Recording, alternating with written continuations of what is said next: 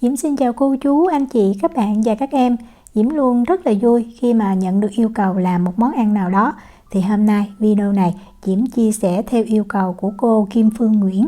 Diễm xin lỗi vì tên không có dấu nên mình cũng không biết là có đúng như vậy không. Cô yêu cầu làm bánh bao lá dứa mà nhân đậu xanh. Diễm rất là thích, vì vậy Diễm làm thử liền. Công thức ngon quá nên Diễm chia sẻ luôn. Bây giờ mình cùng vào bếp làm món bánh bao sữa lá dứa nhân dừa đậu xanh này với Diễm nha. Nhân bánh là phần mà mình đi chuẩn bị đầu tiên. Diễm có 100g đậu xanh không có vỏ ha. Và bây giờ cái phần đậu xanh này mình sẽ mang đi mình vo rửa cho sạch. Diễm thường làm nhân đậu xanh thì Diễm không có ngâm đậu xanh qua đêm mà mình nấu luôn, làm rất là nhanh mà nhân cũng ngon. Bắt một cái nồi nhỏ lên bếp nha. Mình cho đậu xanh đã vo rửa sạch vào trong nồi. Tiếp theo mình cho 400ml nước, 1/4 muỗng cà phê muối. Rồi bây giờ mình bật bếp lên, mình để lửa lớn và mình nấu cho nồi đậu xanh này nó sôi lên. Nếu mà dùng bếp điện từ thì mình nên canh nha, tại vì rất là nhanh sôi. Vừa sôi như vậy thì mình hạ xuống lửa trung bình liền. Diễm để số 6 ha, bếp Diễm có 9 số. Và bây giờ mình hớt bọt cho sạch nha.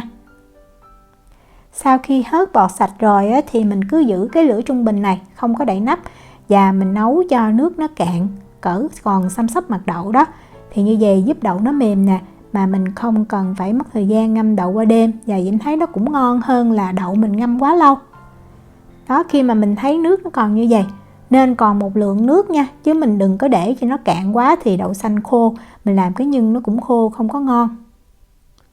Diễm sẽ đậy nắp lại, mình hạ xuống lửa nhỏ và mình nấu ở cái lửa nhỏ này trong vòng 20 phút cho đậu xanh nó chín mềm.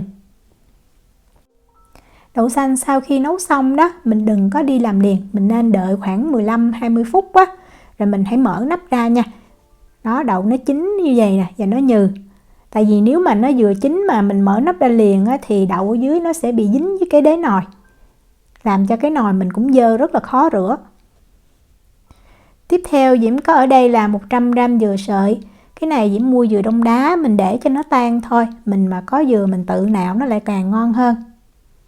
Bắt một cái chảo lên bếp đó, Diễm cho vào 80g đường phèn. Nếu mà mình không có thì mình dùng 75g đường cát cũng được. Mình cho thêm 100ml nước nha. Rồi bây giờ mình bật lửa lên, mình để cho nó sôi nhẹ như vậy để mình làm cho đường tan, đừng có để lửa lớn ha. Tại vì lửa lớn thì làm cho nước nó cạn đó. Khi mà mình thấy đường nó đã tan hết thì mình sẽ lấy dừa đó, mình cho vào. Rồi mình dùng cái cây phết bột nè, mình trải cho dừa nó đều ra.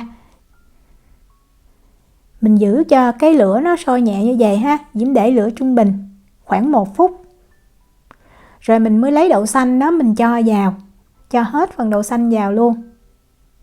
Để cho cái nhân nó thơm hơn Diễm cho thêm 15g bơ, còn nếu mà mình không có bơ thì mình cũng có thể thay bằng 15g dầu ăn. Và bây giờ mình để lửa trung bình, mình sẽ xào cái nhân này trong khoảng thời gian từ 2 tới 3 phút. Cũng tùy cái lò của mình đó. Và Diễm lưu ý là mình không có xào cho nó quá khô nha. Nó khô thì ăn cái nhân nó bị cứng không có ngon. Nếu mà để đảm bảo chính xác thì mình nên cân. Diễm thấy cái lượng nhân mà mình xào đạt nó dao động từ 450 cho tới 470g là ngon nhất. Đó, mình thấy nó vừa đặc lại như vậy là được. Đừng có xào cho nó khô ráo nha. Mình nhắc khỏi bếp và mình tiếp tục mình đảo tí xíu. Thì cái nhân này mình xào xong nó rất là dính chứ không phải là như mình xào nhân bánh trung thu đâu nha. Diễm sẽ cho ra một cái tô, rồi Diễm lấy cái màng bọc thực phẩm mình đậy sát lên trên. Bây giờ mình để cho nhân nó thiệt là nguội, rồi mình mới bắt tay vào mình vo viên. Nhân Diễm đã để nguội được 2 tiếng nè. Bây giờ Diễm sẽ cho thêm vào đây 10g mè rang vàng. Như vậy giúp cho cái nhân nó rất là thơm. Mình trộn cho mè nó đều với cái phần nhân này là được ha. Sau khi trộn xong thì mình chia nhân luôn. Dưới cái công thức nhân này mình sẽ làm được 20 cái bánh. Nếu có cân thì mình nên cân chính xác nha. Mỗi viên nhân là 23g. Còn không có thì mình chia làm 20 phần bằng nhau. Mình bóp cho nhân nó chắc lại. Sau đó mình xe cho nó tròn. Như vậy là được nha. Mình làm nhân hết Nếu mà mình không làm bánh liền á, mình đậy kín lại, mình để ở nhiệt độ phòng cũng được, hoặc nếu mà lâu hơn thì mình cất vào trong tủ lạnh. Bây giờ Diễm đi làm phần bột bánh. Công thức vỏ bột hôm nay mình sẽ sử dụng bột mì đa dụng, nhưng mà mình làm ra cái vỏ bánh cũng rất là ngon. Đây là gói bột mì đa dụng hiệu của Thái Lan và cái hàm lượng protein của nó là 10,3%. Mình cũng có thể sử dụng bột mì đa dụng hiệu khác cũng được. Ở Na Uy mình có thể sử dụng cái bột mì đa dụng hiệu này ha, và cái hàm lượng protein của nó là 12%. Chút nữa Diễm sẽ quay hai cái bánh làm bằng hai loại bột cho mình xem để mình so sánh. Mình sẽ lấy một cái nồi nhỏ nè, và mình cân ra 125g sữa tươi không đường. Mình nên dùng sữa tươi nguyên kem sẽ ngon. Tiếp theo mình có 25g bột mì đa dụng, và mình vừa khuấy mình vừa cho bột mì vào từ từ trong sữa như vậy, tránh cho bột mì nó bị vón cục lại đó. Mình khuấy cho tới khi mình thấy bột mì nó tan hoàn toàn, không còn lợn cợn ha, thì mình sẽ bắt lên bếp và mình nấu. Còn nếu mà mình khuấy lâu mà thấy nó vẫn chưa có mịn á, thì mình có thể rây lại. Bật bếp lên đó, Diễm sẽ để lửa trung bình nha, và mình khuấy thiệt là đều tay. Cũng tùy mình sử dụng cái bếp như thế nào, bếp điện từ thì nó rất là nhanh. Khi mà mình thấy giống như là cái hỗn hợp nó hơi sệt lại và bắt đầu nó nặng tay đó, thì mình phải khuấy cho nhanh ha.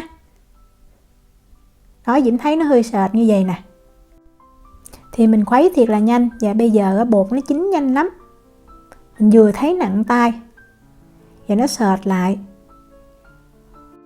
Hỗn hợp này mình nên khuấy cho nước vừa sệt như vậy, đừng có đặc nha, thì như vậy nó dễ hòa đều lúc mà mình nhồi bột hơn.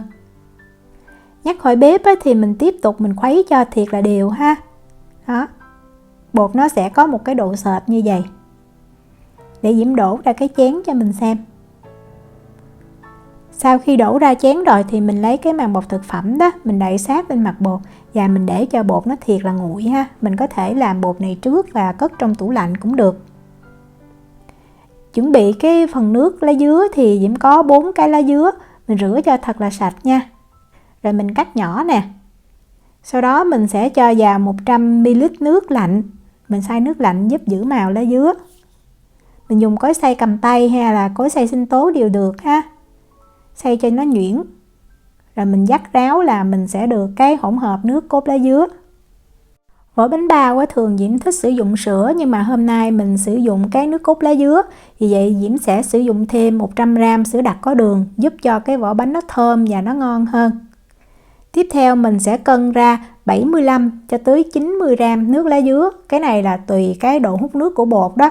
Diễm thì Diễm sử dụng 80g với lại cái bột Thái Lan hay là cái bột mì, cái bột mì Na Uy mà hồi nãy Diễm có quay đó. Men nở thì mình cần 4g và Diễm sử dụng men nở ngọt, tức là men nở dùng cho những công thức bột có hàm lượng đường cao.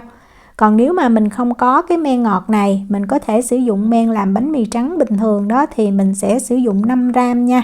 Như vậy giúp cho bột nó nở được nhanh hơn. Bột bánh bao mình nhồi rất là ít, vì vậy men nở mình nên cho vào cái hỗn hợp chất lỏng, rồi mình khuấy cho men nở nó tan, mình mới cho vào bột ha. Như vậy giúp cho cái men nó đều hơn thì bánh nó sẽ nở tốt hơn. Khuấy cho thiệt là tan đều sữa và nước lá dứa luôn. Diễm sẽ cân ra 350g bột mì đa dụng, mình cho vào trong cái thau nhồi bột. 1 gram muối nha. Về đường thì Diễm sử dụng 30g đường bột. Nếu mà không có đường bột thì mình thay bằng đường cát nhuyễn nha, cho nó dễ tan. Đây là cái gói đường bột mà Diễm dùng nè, mình mua trong siêu thị bình thường là có. Rồi mình lấy cái hỗn hợp bột khuấy đã để nguội đó, mình cho hết vào luôn. Và Diễm cho thêm ở đây là 15g dầu ăn, Diễm sử dụng dầu hoa hướng dương. Lấy cái hỗn hợp sữa, lá dứa và men khuấy lên lần nữa rồi mình cho hết vào. Mình vét trên cái thành luôn á, tại men nó hay động ở đó. Rồi bây giờ mình cho vào máy mình nhồi, Diễm sẽ bật lên số 1, máy Diễm có 6 số. Và mình sẽ nhồi ở cái tốc độ thấp này trong khoảng thời gian từ 8 tới 10 phút. Diễm lưu ý là nếu mà mình nhồi máy thì mình sử dụng cái lượng chất lỏng như vậy là bột nó rất là ngon. Nhưng mà nếu mà mình nhồi tay có thể mình nên tăng thêm 10g chất lỏng. Tại vì nhồi tay không thể nào đều như nhồi máy và bột nó khô á, thì mình nhồi nó lại không mịn được. Và cái bột bánh bao này như Diễm nói, mình không cần phải nhồi lâu. Mình nhồi lâu quá thì bột nó sẽ bị dai, và khi mà mình hấp á, bánh nó dễ bị xẹp nữa. Bột đạt chuẩn là mình thấy á, khi mà mình nhồi sau 8 phút á, cái thau nhồi bột nó rất là sạch luôn, và nó tạo thành một khối như vậy. Đây là bột mà Diễm nhồi sau 8 phút nè. Mình cầm khối bột lên, mình thấy nó mềm, nó dẻo ha.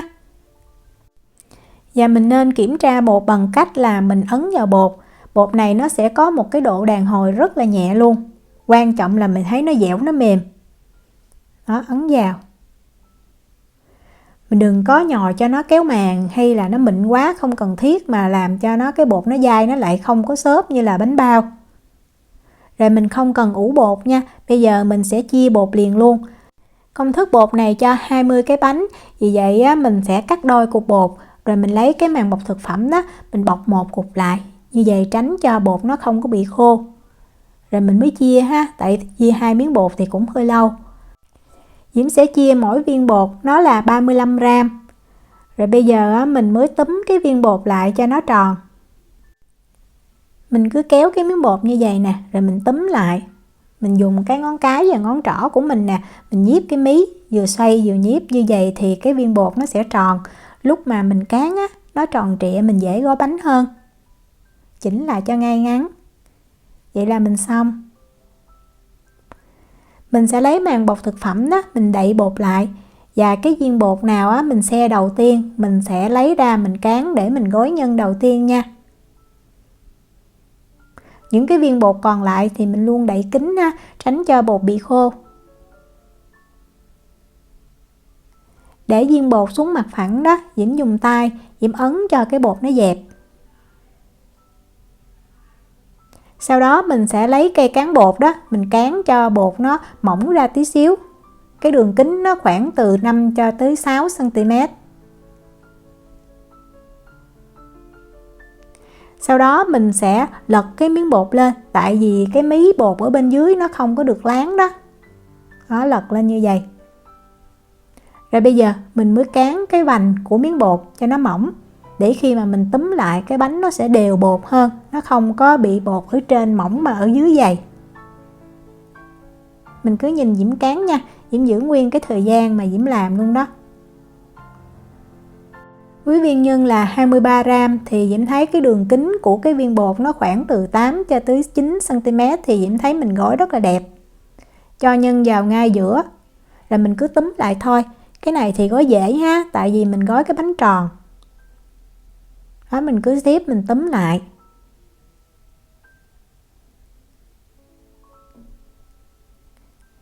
Rồi mình dùng những cái đầu ngón tay đó, mình díp cái mí bột. Túm lại được rồi thì mình giữ tí xíu nha, cho bột nó có thời gian nó giãn ra rồi nó kết dính với nhau.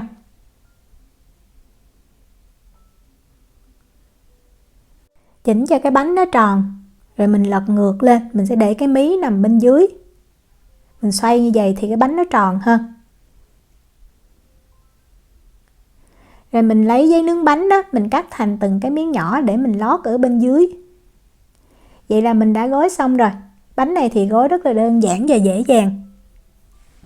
Thường á, Diễm gói 10 cái là Diễm sẽ đem 10 cái này, Diễm mang vào trong lò nướng, Diễm ủ liền. Tại tí xíu nữa thì mình hấp á, thì mình cũng lấy 10 cái bánh này ra mình hấp trước tiên. Thì tùy nhà mình ha, nhà Diễm cái lò nướng á, Diễm bật cái nhiệt độ là 35 độ C lên, Diễm ủ.